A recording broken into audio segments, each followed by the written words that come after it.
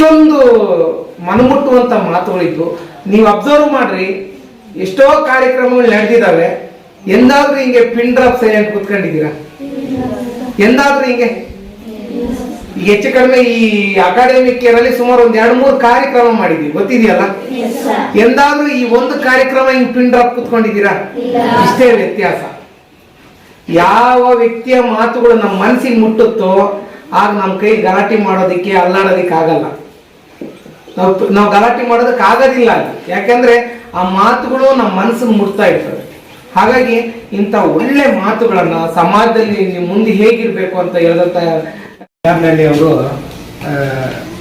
ಆತ್ಮೀಯರು, ಅವರ ಪ್ರತಿಯೊಂದು ಸ್ಟೇಟಸ್ ನಾನು ನೋಡ್ತಾ ಇರ್ತೀನಿ. ಮತ್ತೆ ಸರ್ ತಂದೆ ತಾಯಿ ಬಗ್ಗೆ ಹೇಳಿದ್ರು. ನಮ್ಮ ಹೇಳ್ತೀವಲ್ಲ, ನಾವು ದೇವ್ರನ್ನ ಯಾರು ನೋಡಿಲ್ಲ, ನಮಗೆ ಜನ್ಮ ಕೊಟ್ಟಂತ ತಾಯಿ ಮತ್ತೆ ನಮ್ಮನ್ನು ಸಾಕಿದಂತ ತಂದೆನೇ ನಮಗೆ ದೇವರುಗಳು.